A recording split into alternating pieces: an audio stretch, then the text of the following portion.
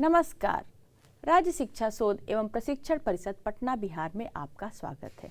बच्चों, आज हम लोग कक्षा 12 में भौतिक विज्ञान के विषय के अध्याय 1 जिसका नाम है बच्चों विद्युत आवेश तथा क्षेत्र, इसके बारे में आज पढ़ेंगे और समझेंगे। तो बच्चों, जो आप लोगों का कक्षा 12 में जो आप लोगों का पूरा सिलेबस है वो बेसिकली जो है इलेक्ट्रोमैग्नेटिज्म के रूप में जाना जाता है। उसमें सबसे 2 बेसिक चीज़ें आपको पढ़नी है। वो क्या पढ़नी है बच्चों, हम बताते हैं। बच्चों, आप लोगों को जो कक्षा 12 में पूरा जो भी आप लोगों का सिलेबस है वो मुख्यतः बच्चों इलेक्ट्रोमैग्नेटिज्म उसमें आपको पढ़नी है। ठीक है बच्चों, इलेक्ट्रोमैग्नेटिज्म इसमें क्या है कि 2 भाग है। ठीक है, इसको 2 पार्ट में डिवाइड किया जा सकता है, जिसमें पहला भाग आपका रहेगा बच्चों वो है आपका इलेक्ट्रोस्टैटिक्स का और दूसरा रहेगा बच्चों इलेक्ट्रोडायनामिक्स। बच्चों, इसको स्थिर वैद्युतिकी भी बोलते हैं बच्चों, और ये विद्युत गतिजी बोलते हैं बच्चों। ठीक है बच्चों, तो ये जो है आपको इसमें होता क्या है बच्चों, जो इलेक्ट्रोस्टैटिक्स है इसमें जो हम लोगों को पढ़ना होगा जब कि जैसे स्टैटिक्स नाम है बच्चों, तो इसमें हम लोगों को चार्ज, जो भी कोई आवेश है बच्चों, जो चार्ज है उसमें जो चार्ज जो है रेस्ट पे जब रहता है, यानी चार्ज जब स्थिर रहता है, ठीक है बच्चों, तो उसके बारे में हमें पढ़नी है। जब चार्ज एट रेस्ट हो, यानी कि जो त्वरित अवस्था में नहीं रहता है, उसके बारे में पढ़नी है। और यहाँ जो इलेक्ट्रोडायनामिक्स है बच्चों, जैसे डायनामिक्स यहाँ नाम इंडिकेट कर रहा है, डायनामिक्स मतलब होता है जब चार्ज जो है मोशन में जब रहता है, यानी चार्ज जब गति में रहता है या मोशन में रहता है बच्चों, उसके बारे में हमको पढ़नी है बच्चों। ठीक है, तो हम लोग जो अभी आपका जो पहला अध्याय है वो है आपका इलेक्ट्रोस्टैटिक्स के बारे में हम लोग इसमें पढ़ेंगे, और वो उसमें हम लोगों को क्या क्या पढ़ना है चलिए हम लोग देखते हैं। बच्चों, जैसा कि आप सामने देख पा रहे हैं कि जो आपका जो चैप्टर 1 है उसमें जो है आपको हम लोग मिलकर शुरुआत करेंगे सबसे पहले कि विद्युत आवेश क्या होता है, फिर हम लोग देखेंगे कि कंडक्टर्स एंड इंसुलेटर्स क्या है, फिर आगे देखना होगा हम लोगों की चार्जिंग बाय इंडक्शन या प्रेरण द्वारा आवेशन क्या होता है, फिर हम लोग उसमें देखेंगे बच्चों की विद्युत आवेश के मूल गुण क्या हैं, उसके अंदर में हम लोग देखेंगे आवेशों की योज्यता क्या है, विद्युत आवेश संरक्षित है इस बात को हम लोग देखेंगे। जो ये सब बच्चों विद्युत आवेश के बेसिकली हम लोग मूल गुण जानेंगे, basic properties of electric charge. ठीक है बच्चों, उसके बाद हम लोग देखेंगे जो एक उसका बहुत इंपॉर्टेंट गुणधर्म रहेगा या जो प्रॉपर्टीज़ रहता है इलेक्ट्रिक चार्ज का, वो है विद्युत आवेश का क्वांटमीकरण। ठीक है, क्वांटाइजेशन ऑफ चार्ज।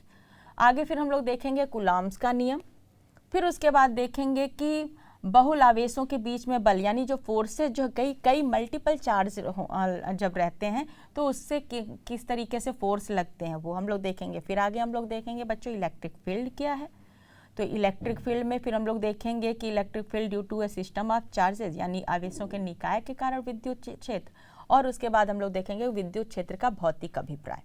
ठीक है बच्चों, फिर आगे ये सारी चीज़ें आप देखिए आपकी स्क्रीन पे है कुल। हम लोग उसके बाद गाउस का नियम भी पढ़ेंगे, ये विद्युत फ्लक्स के बारे में देखेंगे कि इलेक्ट्रिक फ्लक्स क्या होता है, इलेक्ट्रिक डाइपोल क्या होता है। तो बच्चों, इस तरीके से आपको चैप्टर 1 में ये सारे पॉइंट जो आपकी स्क्रीन पे देख सकते हैं आपको और हमको मिलके कवर करना है। तो बच्चों, आज हम लोग जो है इसका जो पहला पॉइंट है, जो पहला टॉपिक है, वेरी बेसिक टॉपिक इज कि विद्युत आवेश क्या होता है या इलेक्ट्रिक चार्ज क्या होता है। ठीक है बच्चों, तो चलिए हम लोग देखते हैं कि इलेक्ट्रिक चार्ज क्या होता है। बच्चों, हम लोग इससे पहले जानेंगे कि विद्युत आवेश क्या होता है। जैसे अभी हम लोग जाने सबसे पहले कि स्थिर वैद्युतिकी क्या होता है। स्थिर वैद्युतिकी में बच्चों हम लोग क्या होता है कि विज्ञान की वह शाखा है जिसमें हम स्थिर आवेशों के उनके होने वाले क्रियाओं के बारे में अध्ययन करते हैं, उसे स्थिर वैद्युतिकी कहते हैं। चलिए हम लोग देखते हैं कि विद्युत आवेश क्या होता है। तो बच्चों, विद्युत आवेश या इलेक्ट्रिक चार्ज क्या होता है? तो इलेक्ट्रिक चार्ज किसी भी पदार्थ का वह मौलिक गुण होता है जिसके कारण पदार्थ में विद्युत एवं चुंबकीय प्रभाव महसूस किए जाते हैं। ठीक है बच्चों, तो क्या होता है इलेक्ट्रिक चार्ज? इलेक्ट्रिक चार्ज या विद्युत आवेश किसी भी पदार्थ का वह मौलिक गुण होता है जिसके कारण पदार्थ में विद्युत एवं चुंबकीय प्रभाव महसूस किए जाते हैं। तो बच्चों आप लोग जानते हैं कि इलेक्ट्रिक चार्ज बच्चों की देखिए, चार्ज यहाँ यानी कि आवेश, ठीक है, चार्ज आवेश। बच्चों ये इसके बारे में अभी आपने पढ़ा कि ये किसी भी पदार्थ का ये एक गुण होता है किसी भी पदार्थ, ये अपने आप में बेसिकली कुछ नहीं, ये एक इंट्रिंसिक प्रॉपर्टी होती है बच्चों। किसी भी पदार्थ की इंट्रिंसिक प्रॉपर्टी होती है। इंट्रिंसिक प्रॉपर्टी मतलब बच्चों किसी भी पदार्थ का फंडामेंटल एकदम बेसिक, जिसको आप बदल नहीं सकते हैं, उसको और भी टुकड़ों में ऐसे नहीं कर सकते हैं, वो होता है इंट्रिंसिक प्रॉपर्टी।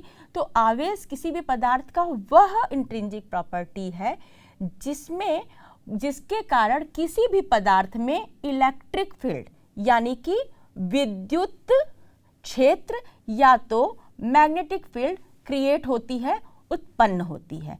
ठीक है बच्चों, तो एक चीज अब हम लोग थोड़ा सा इसके बारे में जानेंगे कि आवेश का और क्या क्या मूल धर्म है, मूल गुण है। ठीक है, तो वो उसमें बच्चों इसके अंदर में हम लोग देखेंगे कि ये जो आवेश है, जो चार्ज होता है, ये हमेशा इसके अंदर कुछ ना कुछ द्रव्यमान होता है। Means charges any charge always come with certain मास। ठीक है, थोड़ा ना थोड़ा द्रव्यमान तो किसी भी आवेश का होता ही है, लेकिन इसका उल्टा जरूरी नहीं है। जरूरी नहीं है कि सारे द्रव्यमान के पास आवेश हो, ऐसा कोई ज़रूरी नहीं है, लेकिन ये ज़रूरी है कि कोई भी आवेश होगा उसमें मास या कुछ सर्टेन द्रव्यमान होना तय है। ठीक है बच्चों, तो अब हम लोग आगे देखेंगे कि आवेश या और द्रव्यमान के बीच में क्या अंतर होता है। तो चलिए हम लोग देखते हैं। तो बच्चों जो आवेश होता है और जो द्रव्यमान, उसके बीच में जो मूल अंतर है उसमें हमने देखा कि आवेश जो है हमेशा कोई ना कोई द्रव्यमान होता है उसका, लेकिन द्रव्यमान में कोई भी पदार्थ का अपना एक द्रव्यमान होता है, लेकिन जरूरी नहीं है कि उसमें आवेश हो ही, द्रव्यमान में आवेश ऐसा कोई जरूरी नहीं है। ठीक है, दूसरी बात हम लोग जो आवेश और द्रव्यमान में अंतर है वो ये है कि आवेश जो है दोनों हो सकता है। आवेश बच्चों पॉजिटिव भी हो सकता है और नेगेटिव भी होता है। और बच्चों हम लोग पहले भी कक्षा में ये पढ़ चुके हैं कि आवेश जो है यानी चार्ज जो है वो दोनों तरह के हो सकते हैं। कैसे होते हैं? पॉजिटिव चार्ज होते हैं बच्चों, जिसे धनावेश कहते हैं, और नेगेटिव चार्ज होता है बच्चों जिसको ऋणावेश कहते हैं। ठीक है बच्चों, ठीक। अच्छा, अब आप ये भी जानते हैं, पहले भी क्लासेस में पढ़े हैं कि जो धनावेश है वो कौन सा चार्ज का नाम क्या होता है बच्चों? बिल्कुल सही याद है आपको, प्रोटॉन। क्या होता है बच्चों? प्रोटॉन। ठीक है, चलिए। और ये नेगेटिव चार्ज जो होता है वो कौन सा होता है बच्चों? बिल्कुल बच्चों, इलेक्ट्रॉन। बिल्कुल सही बात है, इलेक्ट्रॉन। ठीक है, ये जो है हमारे नेगेटिव चार्ज होते हैं। ठीक है बच्चों, तो इससे पहले बच्चों अभी चूंकि हम लोग थोड़ा सा इसका पॉजिटिव और नेगेटिव मतलब प्रोटॉन और इलेक्ट्रॉन के बारे में जाने हैं, तो अब हम लोग इसके बारे में आगे ये भी जानेंगे कि ये जो प्रोटॉन है और इलेक्ट्रॉन है, जानने की नहीं, ये आप बताइए क्योंकि आप ऑलरेडी जानते हैं। बताइए इसकी वैल्यू क्या होती है? बताइए, ऐसा यूनिट क्या होती है इलेक्ट्रॉन और प्रोटॉन की या किसी भी आवेश का? बिल्कुल सही याद है आपको। क्या होता है इसका? एसआई यूनिट बच्चों होता है। एसआई यूनिट क्या होता है? कूलाम। यस, एकदम सही याद है आप लोगों को। इसको बच्चों ऐसे इंग्लिश में ऐसे लिखा रहता है। ठीक है, ऐसे क्या रहता है? कूलाम, ऐसे। ठीक है, तो ये जो है बच्चों इसको इंडिकेट किस तरीके से करते हैं, किस वर्ड से? बिल्कुल, इसका सिंबल क्या है? एकदम सही याद है आपको, ये है सी। ठीक है बच्चों, क्या है? सी। और इसका जो सीजीएस, ये ऐसा यूनिट बच्चों, इसका कूलाम होता है, लेकिन इसका जो सीजीएस मात्रक है बच्चों, जो सीजीएस में इसकी जो यूनिट होती है वो होती है बच्चों स्टेट कूलाम या फ्रैंकलिन। क्या होती है बच्चों? स्टेट कूलाम या फ्रैंकलिन। सीजीएस सिस्टम में बच्चों इसका सीजीएस में बच्चों इसका क्या होता है? स्टेट कूलाम या फ्रैंकलिन। ठीक है, क्या होता है? फ्रैंकलिन बच्चों, हिंदी में भी ऐसे ही लिख सकते हैं, इंग्लिश में भी। आप दोनों ही आप लोग जानते रहें, ये जरूरी है आपके लिए। ठीक है, आपके आगे के लिए आसानी हो जाएगी, इसलिए दोनों टर्म्स आपको जाननी जरूरी है। ये है सीजीएस सिस्टम, और ऐसे यूनिट में कूलाम। ठीक है, इन ऐसे कूलाम भी लिखते हैं, और ये है इंग्लिश में इसको कूलाम लिखते हैं। ठीक है, क्लियर है? तो ये जो हम अभी देख रहे हैं कि इलेक्ट्रॉन और प्रोटॉन, चार्ज और मास के बीच, यानी कि आवेश और द्रव्यमान में जो अंतर है उसमें ये है कि आवेश जो है वो पॉजिटिव और नेगेटिव भी हो सकते हैं, लेकिन जो द्रव्यमान है वो हमेशा पॉजिटिव होता है। ठीक है, कभी आपने कोई द्रव्यमान देखा क्या कि -50 किलो या -10 किलो? ऐसा नहीं होता ना, 50 ग्राम, 10 ग्राम, 50 किलो, 100 किलो, 10 ऐसे रहता है ना, कभी भी नेगेटिव में तो होता नहीं है। लेकिन जब आप आवेश की बात करेंगे तो यहाँ पॉजिटिव और नेगेटिव भी हो सकता है। तो अब आप बताइए, आपको याद है कि कितना इलेक्ट्रॉन का चार्ज कितना होता है बच्चों? बिल्कुल, आपको सही याद है, एकदम सही याद है, 1.6 × 10⁻⁻19 कूलाम। और ये होता है बच्चों क्या? माइनस में। क्या होता है? माइनस में, बिल्कुल सही। और बताइए, ये हो गया इलेक्ट्रॉन का। और प्रोटॉन का चार्ज बताइए बच्चों कितना होता है? बिल्कुल, ये भी होता है बच्चों 1.6 × 10⁻⁻19 कूलम, लेकिन ये होता है पॉजिटिव। ठीक है बच्चों, ये धनात्मक होता है। इतना कूलम 1.6 × 10⁻⁻19 कूलम धनात्मक होता है, पॉजिटिव, और ये जो होता है नेगेटिव। लेकिन जब द्रव्यमान की बात करें तो it always comes to be positive, वो हमेशा पॉजिटिव रहता है। चलिए और देखते हैं क्या क्या अंतर होता है इलेक्ट्रॉन और प्रोटॉन, आवेश और द्रव्यमान में। दूसरी प्रॉपर्टी जो इलेक्ट्रॉन यानी चार्ज यानी कि आवेश को द्रव्यमान से अलग करती है, वो ये है कि बच्चों, जो कोई भी चार्ज, कोई भी आवेश जब गति में होता है तो उसके परिमाण में कोई भी परिवर्तन नहीं होता। यानी कि कोई भी चार्ज, चाहे पॉजिटिव हो, नेगेटिव हो, यानी इलेक्ट्रॉन, प्रोटॉन, कोई भी चार्ज जो है अगर गति में रहता है तो उसके परिमाण में, यानी कि जो उसकी जो परिमाण, यानी कि इलेक्ट्रॉन का कितना परिमाण है बच्चों? जैसे 1.6 × 10⁻⁻19 कूलम है ना, तो माइनस 1.6 × 10⁻⁻19 कूलम है। वो कितनी भी गति में रहेगा उसकी value through out the motion उतना ही रहता है, उसमें कोई परिवर्तन। इसी तरीके से प्रोटॉन भी अगर मूविंग कंडीशन या मोशन में रहता है तो उसके परिमाण यानी मैग्नीट्यूड में कोई अंतर नहीं होता है। लेकिन अगर कोई द्रव्यमान बच्चों, अगर कोई द्रव्यमान, कोई भी वस्तु जिसके मास होता है, और कोई भी वस्तु में द्रव्यमान जरूर होता है, वो अगर मोशन की स्टेट में रहता है, यानी कि जब गति में रहता है, तो उस समय जब गति में रहता है तो उस पर्टिकुलर वस्तु का जो मास है वो बढ़ जाता है। आश्चर्य हुआ आपको? आपने कभी नहीं फील किया? फील भी कैसे करेंगे, उसकी ये फिजिक्स है। आप इसको समझिए, तब आप जानेंगे कि क्यों नहीं आप फील कर पाते हैं, लेकिन ऐसा होता है। आप बोलेंगे कि हमने तो कितना कुछ 10th में पढ़ा, आपने कितना मैकेनिक्स हमने पढ़ा है, लेकिन उसमें ये बात तो हमको पता ही नहीं है कि जब कोई वस्तु गति में करती है तो उसका उस समय मास या द्रव्यमान बढ़ जाता है। बच्चों इसलिए नहीं पढ़ा है कि बहुत ज़्यादा अंतर पड़ता नहीं है। कैसे नहीं पड़ता है, आप इस फॉर्मूले से समझेंगे। देखिए बच्चों, फॉर्मूला है आपका m = m0 √1 - v²/c²।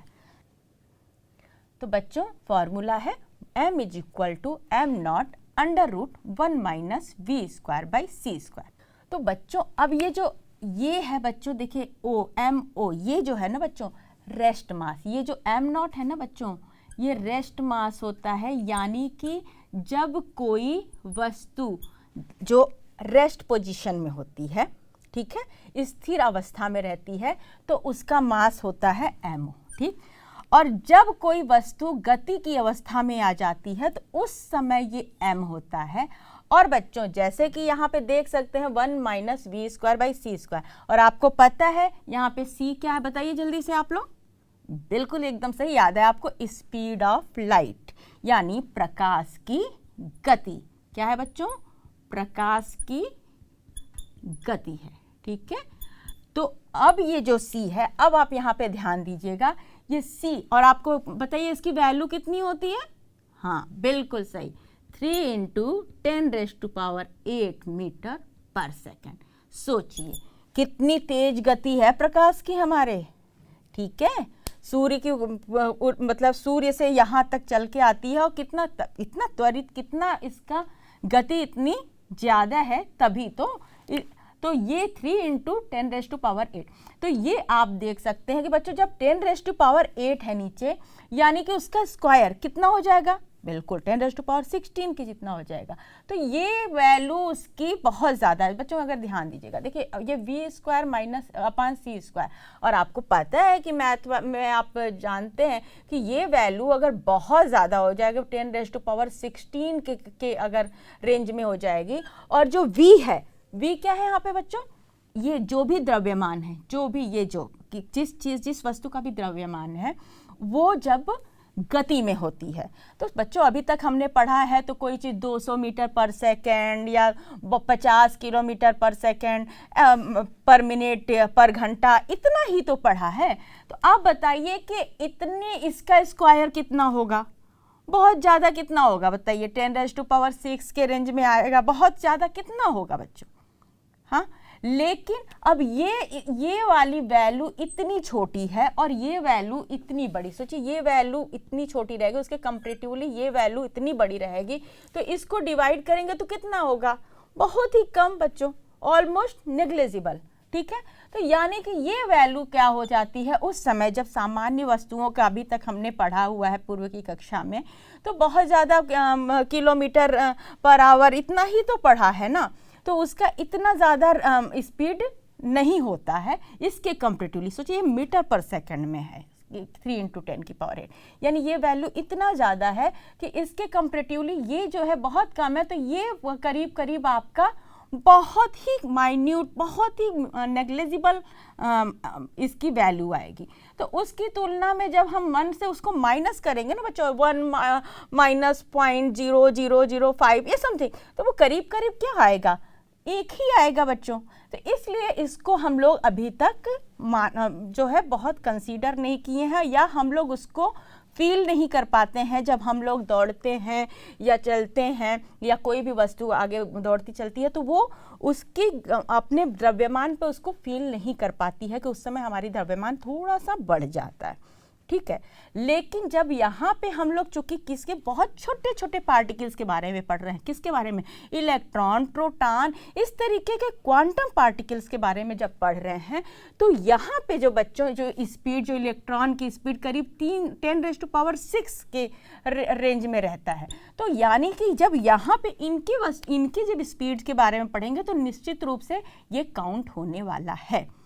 तो यहाँ पे उस समय इन क्वांटम पार्टिकल्स की जो स्पीड जो है यहाँ मैटर करेगी, और जिसके कारण जो है उसके किस चीज़ के मास में अंतर पड़ेगा बच्चों, मास में, यानी उस पर्टिकुलर पार्टिकल के मास में अंतर पड़ेगा, लेकिन उसके चार्ज में कोई अंतर नहीं पड़ेगा, याद रखिएगा, समझे आप। तो ये फार्मूला है और इस बात से हम लोग इस बात को समझे, ठीक है। ये चीज़ हमको डिफरेंस हो जाता है आवेश और मास में, ठीक है। अब देखते हैं और क्या पॉइंट है हमारा जो कि आवेश को और द्रव्यमान में अंतर करता है। अगला पॉइंट है बच्चों कि किसी वस्तु में विद्युतीय गुण आवेश की वजह से होता है। आवेश कैसे बनता है? आपको पता है कि आप लोगों को याद होगा कि हमने पहले की कक्षा में आपने एक एक्सपेरिमेंट किया होगा। कौन सा? जबकि आप कंघी को अपने बालों से, सूखे बालों में रब करते हैं, ठीक है। तो जब कंघी को अपने बालों में, सूखे बालों में रब करते हैं तो क्या होता है, उसके बाद जो है आप कागज के टुकड़े पे, आप छोटे छोटे कागज के टुकड़े पे उसको लेकर जाते हैं तो क्या होता है कि वो कंघी से वो थोड़ा सा कागज जो है चिपक जाता है ना। तो वो क्यों होता है, बिल्कुल। चलो बच्चों, उसके बारे में आप लोग पहले पढ़े हो, हम आगे जो है जब हम देखेंगे कि आवेश किस किस तरीके से क्रिएट किए जाते हैं तो वहाँ पे उसको डिटेल में समझाएंगे।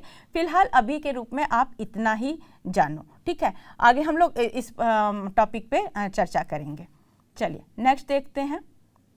तो बच्चों अब देखिए कि आवेश का जो द्रव्यमान है इलेक्ट्रॉन का, तो इलेक्ट्रॉन का मास कितना होता है बच्चों, याद है आपको?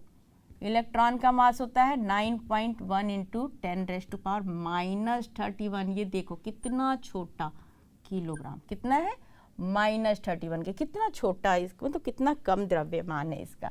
और ये प्रोटॉन का बच्चों, ये मान लो इलेक्ट्रॉन हुआ। बच्चों देखो बार बार ध्यान बता रहे हैं कि बहुत आप लोग टर्मिनोलॉजी हिंदी और इंग्लिश में बहुत अंतर मत समझिएगा, दोनों ही आपको इक्वली ही इम्पॉर्टेंट है समझने के लिए, ठीक है। तो प्रोटॉन का मास कितना होता है, यानी कि द्रव्यमान बच्चों, बिल्कुल एकदम सही आपको याद है 1.67 × 10⁻⁻27 किलोग्राम। ये होता है किसी इलेक्ट्रॉन का द्रव्यमान और ये होता है बिल्कुल मास प्रोटॉन का द्रव्यमान, ठीक है बच्चों। तो ये आपने करीब अंतर देखा कि आवेश और द्रव्यमान में क्या अंतर है। अब हम लोग आगे और कुछ गुणधर्म के बारे में जानते हैं आवेश के। आपको पहले से पता है कि लाइक चार्जेस क्या होता है, अपोजिट ईच अदर, यानी कि जब एक प्रकार का आवेश जो है क्या होता है, एक दूसरे के करीब आता है तो क्या करता है दोनों, बिल्कुल रिपेल करता है, यानी कि प्रतिकर्षित करता है।